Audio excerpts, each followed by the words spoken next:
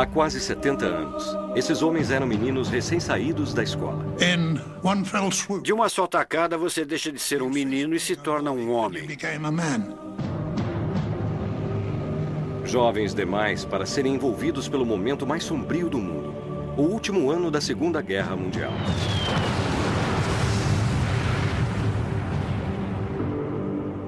Agora, em idade avançada, esses preciosos poucos sobreviventes estão à nossa volta, ocultos sob nossas vistas. Esta é a última chance de ouvir o que realmente aconteceu. Corpos de alemães, corpos de canadenses, corpos de britânicos. O cheiro, o fedor. Isso é a guerra. Isso é a guerra. Do desembarque nas praias do dia D, a luta na Batalha das Ardenas no inverno congelante e o avanço pela Europa, revelando os verdadeiros horrores da Alemanha nazista. Como os seres humanos podem fazer aquilo a outros seres humanos? Como podem fazer isso? É a história deles nas palavras deles e não aquela escrita por generais e historiadores. Após todos esses anos, isso ainda mexe comigo. Se houver filmagens originais, veremos onde eles lutaram. Se os registros não existirem, usaremos bombas reais e armas para ilustrar pelo que os veteranos passaram.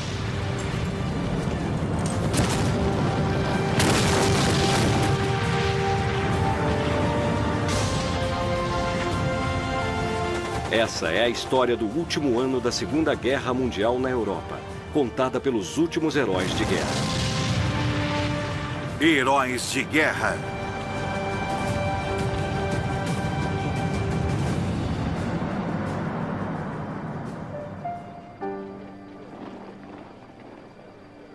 O dia D. Em junho de 1944, milhares de jovens reuniram-se na costa sul da Inglaterra, prontos para a guerra. Navios por toda parte atrás de nós, aos nossos lados, na nossa frente. Eu nunca tinha visto tantos navios. Eu nem sabia que tínhamos tantos. Havia navios de todos os tamanhos. Eu fiquei pasmo e parei ali por uns 20 minutos, meia hora. Um oficial veio falar comigo e eu disse, só estou olhando os navios. E ele disse, bom, melhor preparar seu equipamento, vamos entrar logo. Era como se um gigante tivesse puxado cordas, com eles todos amarrados. Era uma visão fantástica.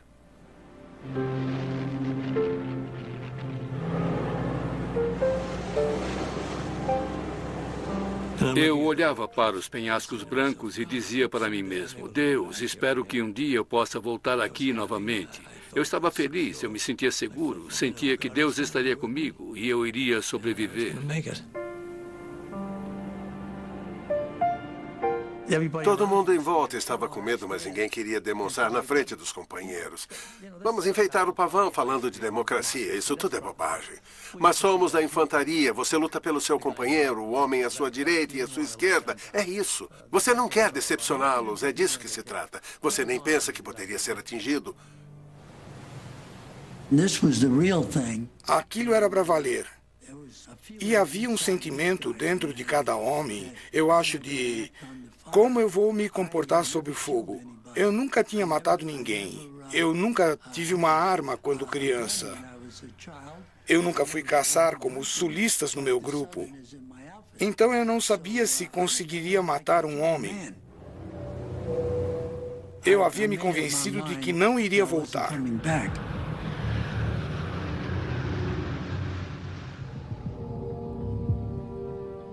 Dia D, 6 de junho de 1944.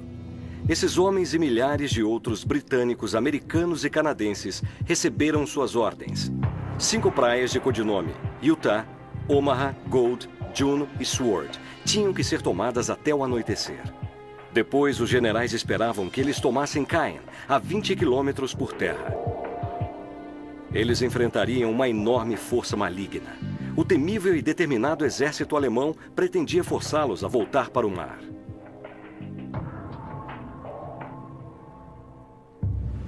A travessia. Quase 70 anos depois, todos os sobreviventes têm a mesma vívida lembrança da travessia para a França. O tempo estava ruim e a nossa pequena lancha de desembarque era como uma rolha boiando para todo lado.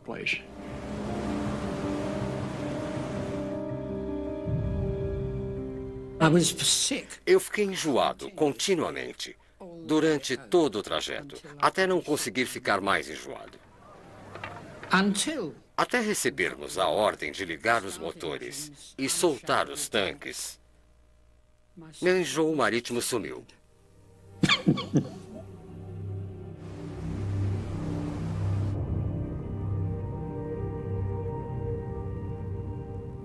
Dava para ouvir uma agulha cair. Francamente dava, porque todo mundo sabia. Havia muito pouca conversa. Mas alguns homens, francamente, tinham premonições. Graças a Deus, eu nunca tive uma premonição. Eles sabiam que iam morrer. Eles sabiam que não iam sobreviver.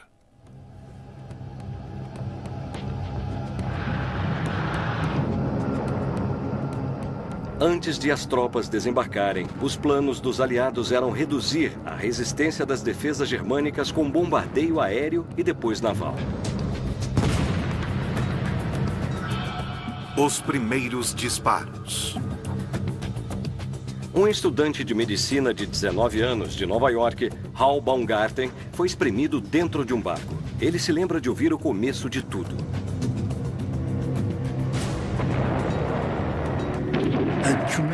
Um enorme barulho, e é claro que o Canal da Mancha estava ficando cada vez mais agitado, porque os navios, quando disparam suas armas, fazem as ondas surgirem.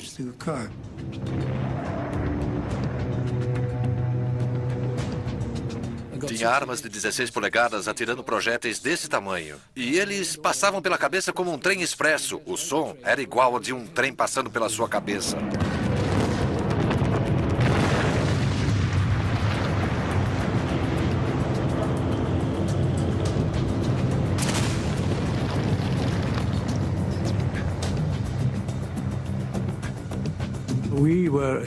Nós estávamos num cruzador rápido com armas de 6 polegadas, o que significa que podíamos chegar bem relativamente perto da praia. Nosso alvo era a artilharia posicionada na praia. E o que aconteceu foi que um dos nossos projéteis passou pela escotilha, não acertou o concreto, foi direto para dentro.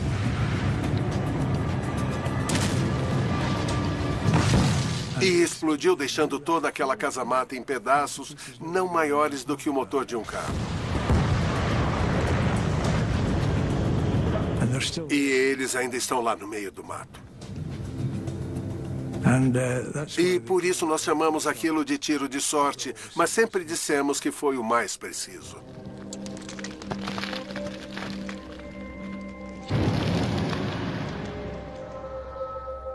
Aproximando-se da Praia Juno, aos 18 anos, George Dangerfield lembra dos primeiros tiros inimigos, evitando a ofensiva da força aliada de invasão.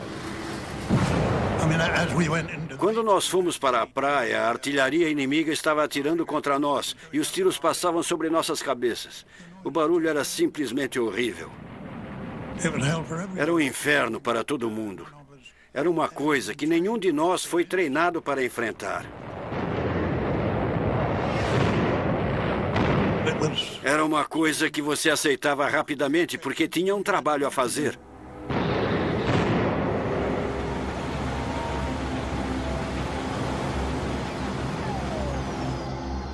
Aos 20 anos, Donald McCarthy era de Boston, nos Estados Unidos.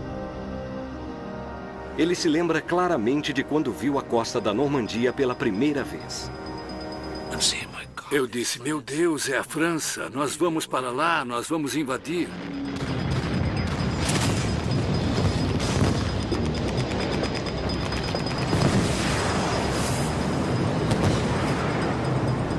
De repente começaram a disparar os foguetes e os couraçados a bombardear. E eu disse, meu Deus, o que está acontecendo? Isso é incrível, pessoal. Eu pedia a Deus para viver o bastante para me lembrar daquilo e poder contar para todo mundo. Era incrível, era uma cacofonia de que eu nunca vou me esquecer.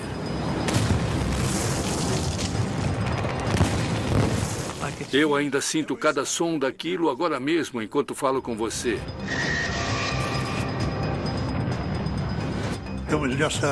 Era uma bagunça, fumaça, terra, barulho. Mais barulho do que se pode imaginar. Nem as histórias que nossos pais contavam da Primeira Guerra Mundial, eu acho que podem ser comparadas com o barulho que ouvimos.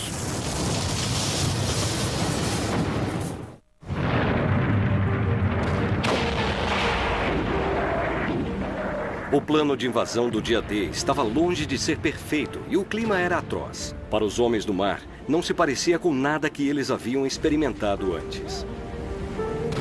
Primeiro, eles tinham que desembarcar dos navios maiores para pequenas e vulneráveis lanchas de desembarque. Foi quando Bill Ryan teve uma amostra da carnificina que estava por vir. O desembarque. Enquanto estavam circulando, 4 das nossas lanchas foram atingidas por canhões e minas. Minha lancha foi atingida, explodiu nos ares. Só me lembro da minha cabeça batendo na antepara. Fomos atingidos do lado direito e a lancha foi para esse lado. Então, a minha cabeça foi para esse lado. Foi aí que fraturei o crânio e recebi um grande estilhaço do projétil no ombro. Projéteis e bombas choviam por cima dos homens. Sob o mar agitado, os alemães tinham espalhado minas submarinas.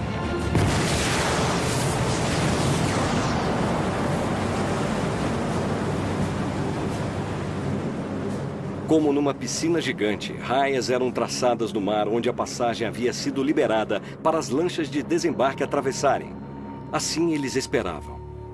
De repente veio um rangido horrível por baixo e dava para perceber que tinha atingido alguma coisa. Então a frente subiu, a parte da frente subiu. E você torcia pensando, tomara que não tenha uma mina nesse aqui.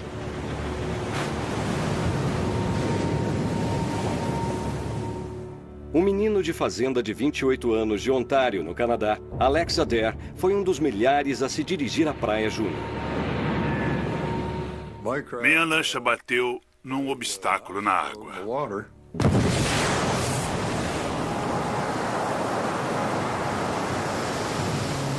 Toda a parte da frente da lancha de desembarque foi pelos ares. E não havia mais nada além de água jorrando, e os homens na frente estavam acabados. Para eles já era fim de jogo. Game over.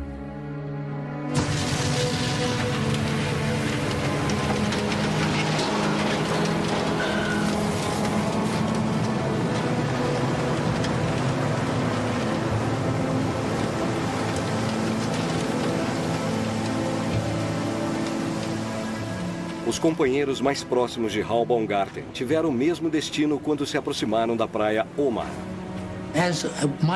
Enquanto a minha pequena lancha se aproximava, a lancha à minha esquerda, da companhia B, atingiu uma mina e explodiu. E nós tomamos um banho de madeira, metal, partes de corpos e sangue. Essas foram as minhas boas-vindas da França.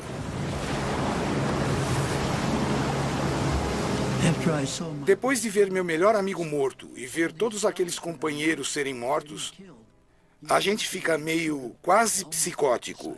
A gente quer matar. Enquanto as lanchas de desembarque se aproximavam das praias, elas desciam suas rampas, revelando para os homens o campo de batalha à frente.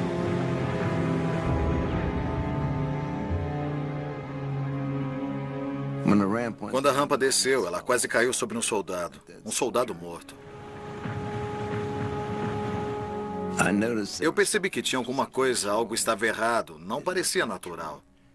E de repente, eu me dei conta de que ele não tinha cabeça.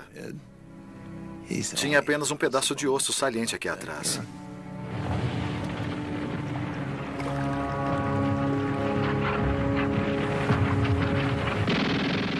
Com a descida das rampas, os homens eram um alvo fácil para os alemães.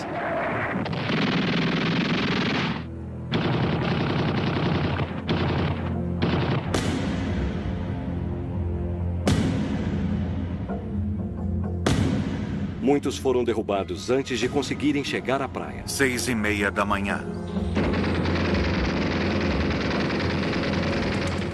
Outros tentavam desesperadamente nadar, pressionados para baixo pelo equipamento.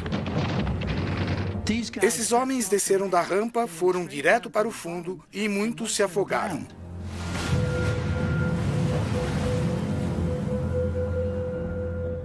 Como Hal Baumgarten, Donald McCarthy estava se aproximando da praia Omaha,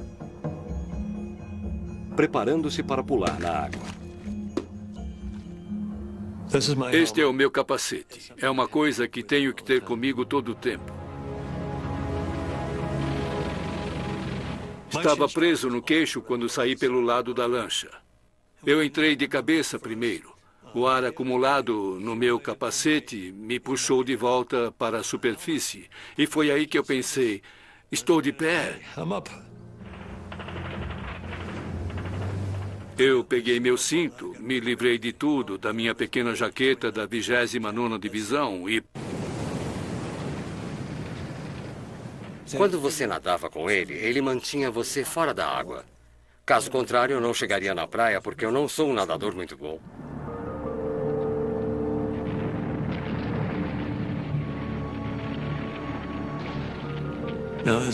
Havia um garoto ao meu lado e eu pensei que ele tinha acabado de subir comigo.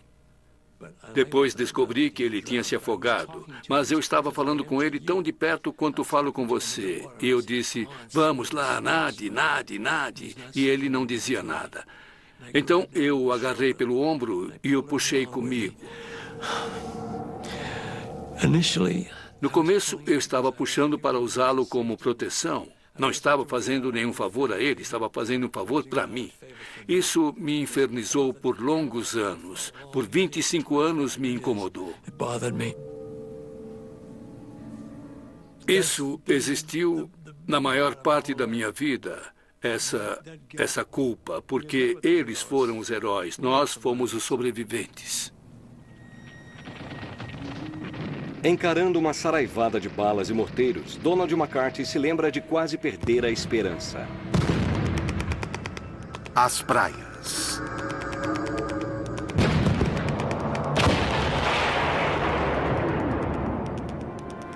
Quando a fumaça subiu, esse foi o milagre.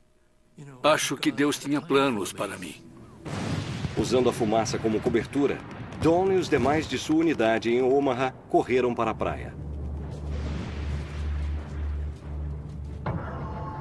Apesar de muitos homens terem finalmente desembarcado em suas praias, o progresso era lento em Omaha. Com centenas já mortos, as ondas seguintes foram enviadas sem nenhuma ideia do banho de sangue que os aguardava.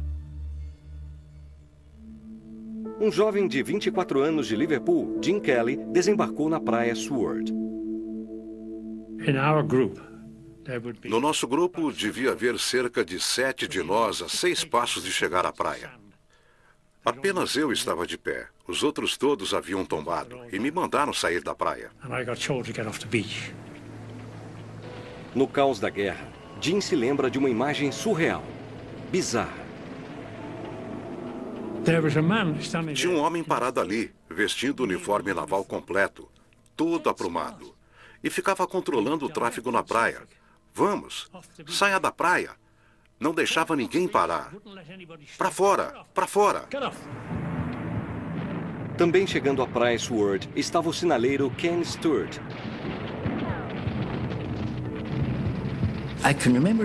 Eu me lembro de um comandante de desembarque. Ele era oficial da Marinha, eu acho. E tinha, entre tantas coisas, um bulldog numa guia. Isso me fez pensar em Churchill. E, claro, ele estava gritando alto, saia da praia! As instruções dele, é claro, como comandante de desembarque, eram para esvaziar a praia e levar o pessoal para o quebra-mar, porque os alemães controlavam aquela linha de tiro.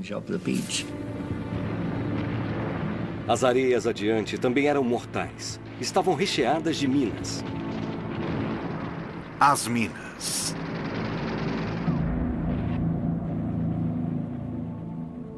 Um homem chegou perto de mim. Eu não sei quem ele era, que uniforme usava.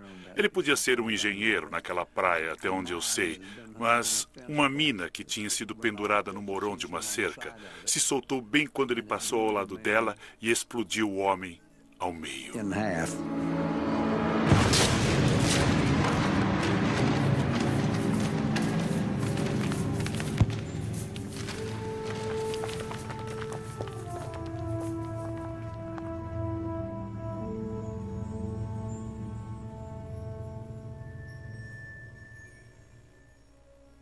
O atendente de enfermaria recém-treinado George Dangerfield nunca se esquecerá dos padioleiros trazendo os primeiros feridos.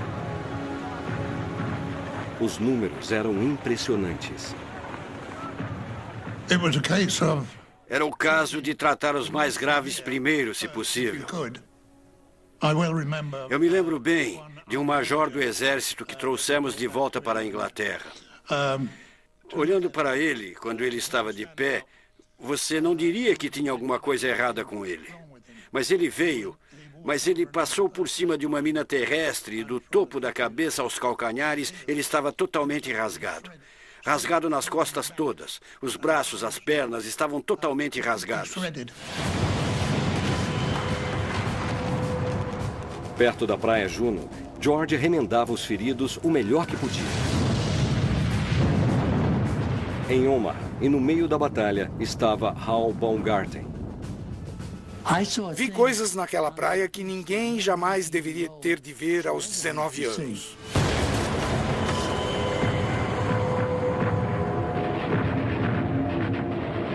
Vi homens com suas vísceras expostas gritando: "Mamãe, mãe, médico!" Era uma visão horrível, partes de corpos espalhadas na praia, pernas, braços, cabeças, mas nós continuávamos avançando.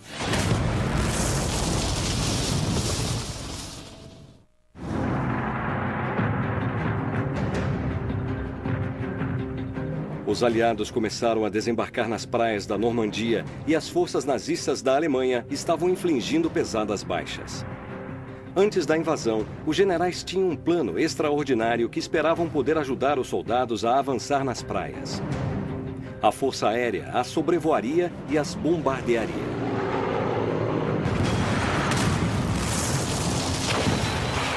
A tomada. A ideia era que a Força Aérea deveria bombardear a praia para termos trincheiras para entrar. Quando eles chegaram, as lanchas de desembarque estavam chegando. Então eles não quiseram jogar as bombas por medo de nos atingir e lançaram as bombas a 5 quilômetros terra dentro. E não me importo em dizer que a precisão de bombardeio da Força Aérea na Segunda Guerra Mundial era balela. Donald MacArthur também se sentiu desapontado. No caso dele, com a Marinha Americana. Essa foi a única coisa que nos prometeram. Não se preocupem, rapazes, a Marinha vai cuidar de vocês. Eles vão cavar todo tipo de buraco para vocês. Não precisam se preocupar. Vai haver muitos lugares para se esconder. Eu pensei comigo, não parece bem assim. Os homens tiveram que cavar, sendo bombardeados o tempo todo e sob o fogo das metralhadoras. Havia 3 rapazes cavando uma trincheira na praia. E com o fogo das metralhadoras, um rapaz foi atingido e ficou olhando para o braço que estava sendo feito aos pedaços.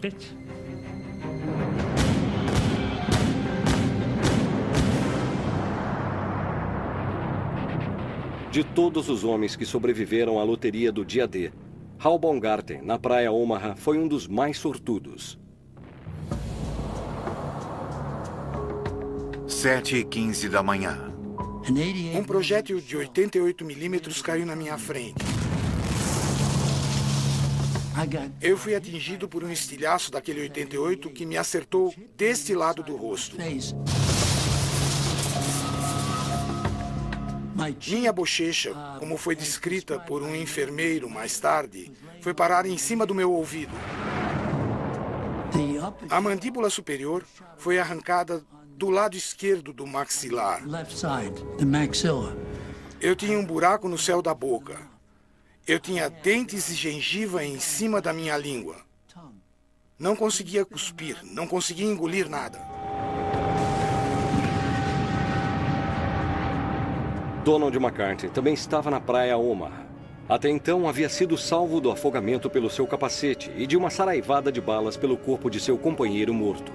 Outra bomba explodiu e tanto o médico quanto eu fomos atingidos. Ele nas costas e eu na perna esquerda. Eu estava caído e dizia, eu tenho alguns problemas também. E 2 médicos me puxaram. Puxaram um garoto que tinha sido baleado gravemente. Nos puxaram para a cratera e nós ficamos escondidos.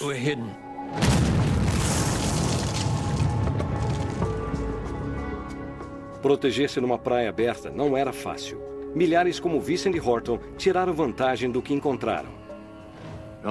Eu estava levando a caixa de mapas do ajudante e os morteiros caíram.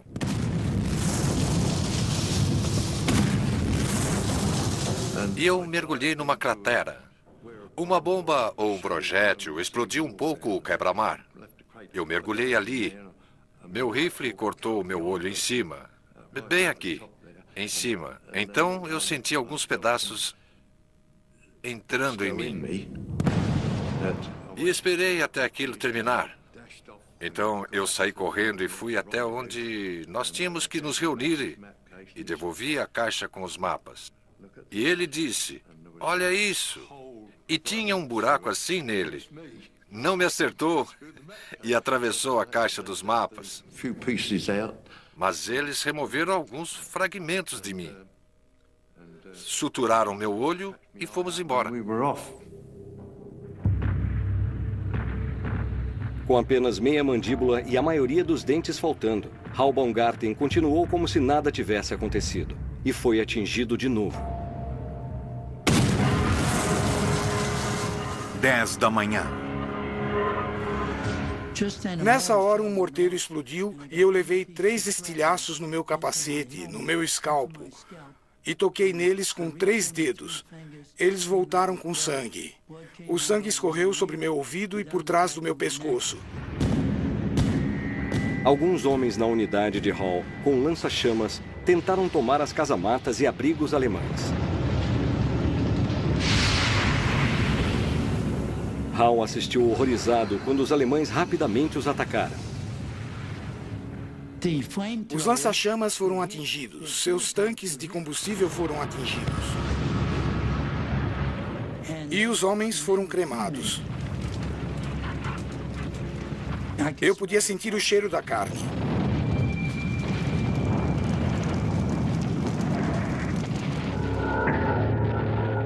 Nenhum treinamento poderia ter preparado George Dangerfield para os horríveis ferimentos empilhados diante dele. Nós estávamos tentando manter vivas essas pessoas que tinham sido levadas para nós e que estavam feridas e machucadas.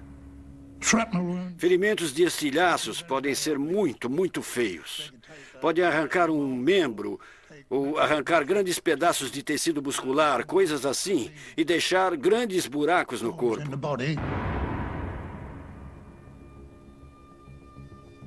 Você tem pouco tempo para se preocupar com o que mais acontece ao seu redor.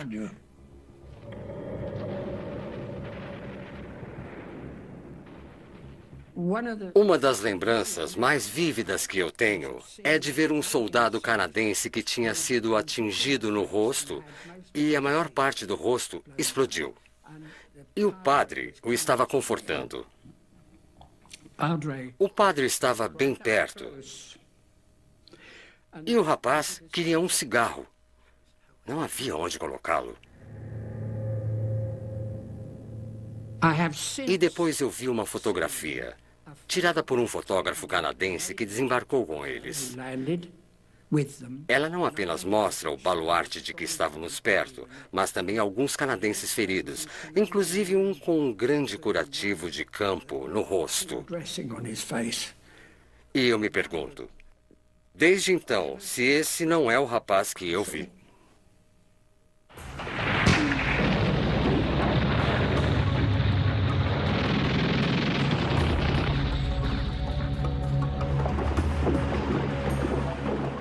Naquele dia, os generais aliados esperavam capturar a cidade de Caen, a 20 quilômetros de distância, antes da noite cair. Era o começo da tarde e os homens estavam lutando.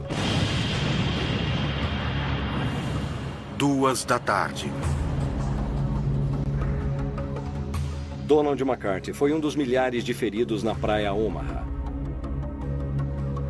Apesar de seus ferimentos por estilhaços de morteiro, ele se lembra de observar o caos se desenrolar diante de seus olhos. Eu vi a praia devastada. Assisti todo o show. Vi um ME-109 sobrevoar 2 vezes e ir direto para a praia. Vi crianças serem mortas ainda chegando à praia.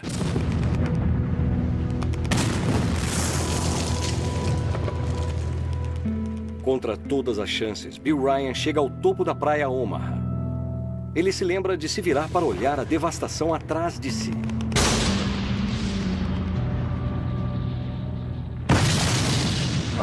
Eu queria ter uma câmera ou um gravador. Eu teria feito uma fortuna, porque eu estava bem no flanco esquerdo, entrando, olhando para a praia Omaha, para aquele caos, aquela confusão, a coisa toda.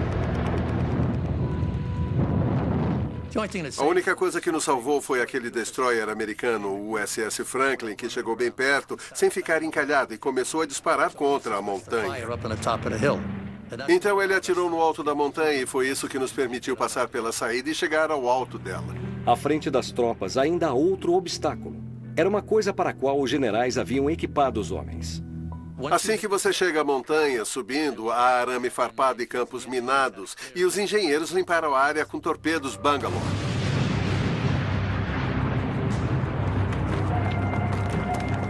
Apesar das perdas e baixas, as tropas remanescentes atravessam com segurança o arame farpado. Estavam perto das forças germânicas. Alguns estavam feridos, mas continuaram heroicamente. 5 da tarde. Hal Balgarten rastejou para fora da praia Omaha, presumindo que não sobreviveria aquele dia. Ele havia perdido metade da mandíbula, a maior parte dos dentes, e 3 estilhaços estavam encravados em sua cabeça. Era um milagre ainda estar vivo. Então, mais notícias ruins. Enquanto rastejava, eu devo ter disparado aquela mina. Parecia que uma pedra tinha acertado meu pé esquerdo. Olhei para baixo e vi um buraco no meu pé esquerdo, na perneira. Nós usávamos perneiras. Então, eu estava muito bem de bandagens. Eu tirei o sapato e, como você derramaria a água de um vaso, eu derramei o sangue do meu sapato. Tirei a meia. Fiz uma bela bandagem. Pólvora e uma bela bandagem. Mas nessa hora, as bombas estavam caindo. Então eu calcei o sapato e caminhei para a linha de proteção. As casamatas. Vastas fortalezas, uma variedade de casamatas de concreto, estações de rádio e abrigos no alto das praias eram as últimas, mas as mais inexpugnáveis defesas que as tropas ainda tinham que enfrentar. 6:30 da noite. Charles Scott Brown sabia exatamente o que fazer. O que você faz é continuar movendo e depois tenta colocar de modo que a arma está aqui e você coloca um homem embaixo. Você joga pela escotilha, se for um detonador de 3 segundos, é só soltar a alavanca. Dá para ver a fumaça. Depois você conta 1, 2, 3 e solta.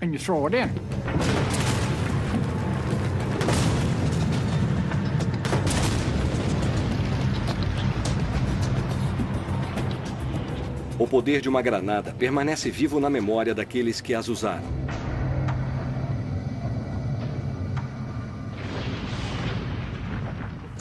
Eu olhei lá dentro e havia 2 homens lá. O que restava deles? De um deles, não restava mais nada da cintura para baixo. As pernas dele estavam lá e o resto do corpo tinha sumido. E o outro estava quase do mesmo jeito. E havia soldados mortos caídos em volta daquela arma.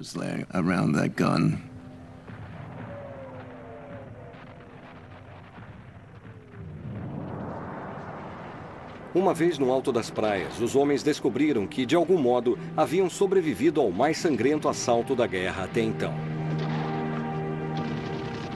Você diz, graças a Deus não sou eu. Por pior que eu me sentisse por aqueles pobres coitados. Talvez seja egoísmo, mas eu disse, Jesus Cristo, eu sobrevivi.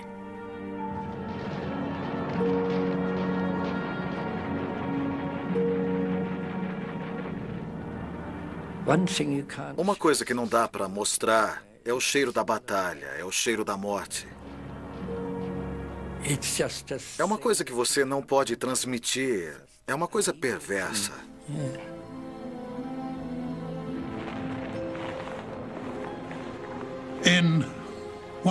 De uma só tacada, você deixa de ser um menino e se torna um homem.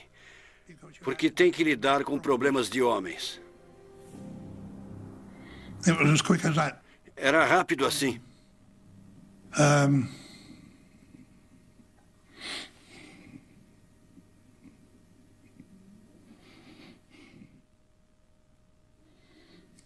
Depois de todos esses anos, isso ainda mexe comigo.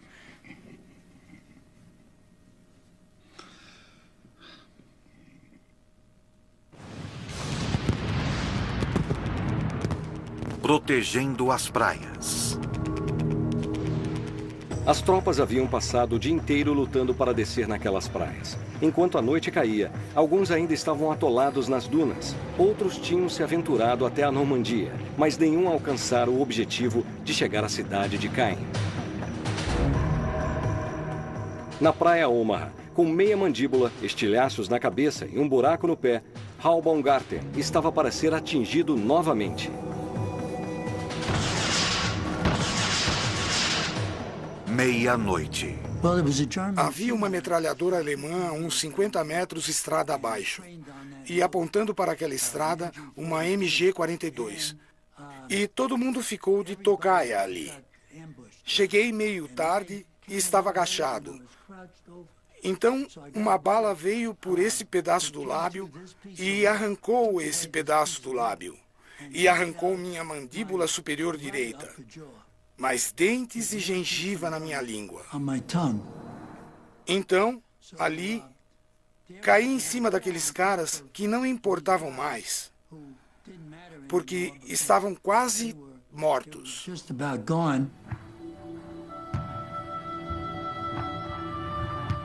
Hal começou a perder as esperanças. Então usei minha última morfina e a lua no dia D era a lua mais brilhante que eu tinha visto na vida. Eu estava deitado com 6 soldados mortos numa vala.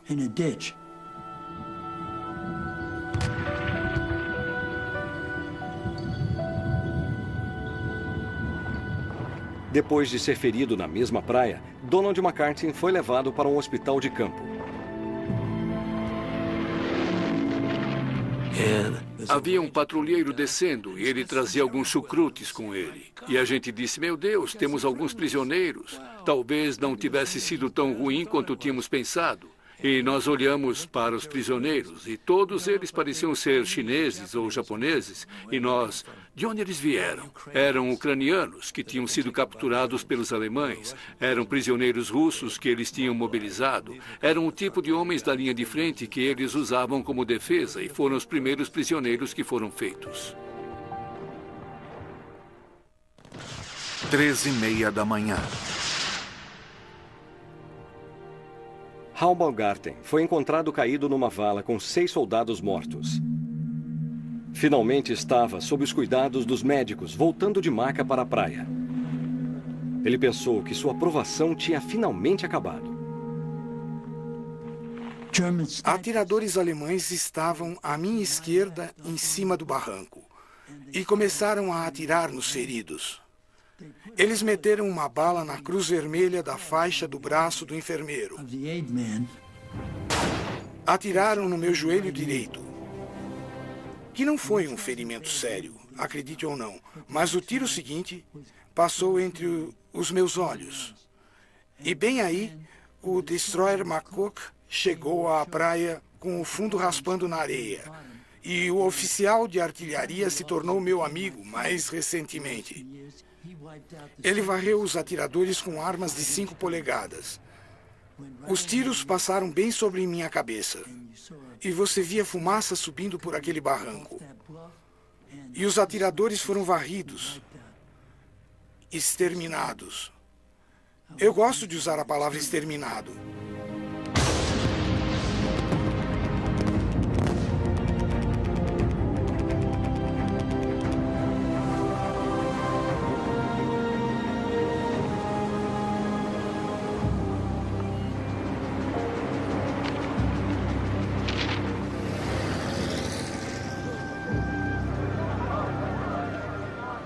Aquele foi o dia D. Dia da invasão. Orações. No dia seguinte, os homens olharam de volta para as praias que haviam defendido, agora cheias de mortos, feridos e agonizantes.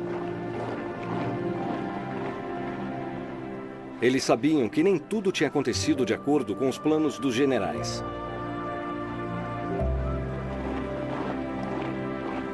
Mas a invasão da Europa havia começado. George Dangerfield passou os meses seguintes transportando os feridos de volta pelo canal. Eu só fiz o que esperavam que eu fizesse. É uma coisa que a vida joga para você e você tenta seguir em frente. Vincent Horton, que sobreviveu a um estilhaço que atravessou sua caixa de mapas, foi seriamente ferido mais tarde, quando pisou numa mina terrestre. Quando acordei e me vi sem as pernas, fiquei arrasado. Mas quando percebi que estava vivo, eu fiquei feliz. E soube então que não haveria mais guerra para mim. Em outras palavras, tudo bem agora, meu caro. Acabou. O invencível Hal Baumgarten, ferido 5 vezes só no dia D, foi mandado de volta para a Inglaterra. Ele nunca mais lutou. Isso me deu um grande apego à vida. Em outras palavras, eu sabia como a vida era curta. E sobreviver a uma coisa daquelas mostra a você que a vida é importante. E todos os dias eu digo à minha esposa, talvez 5 vezes por dia, o quanto eu a amo e aos meus filhos. Todos os meus filhos dizem, quando conversam comigo, eu te amo. E nós dizemos a mesma coisa de volta. Porque nunca se sabe quando a sua hora vai chegar.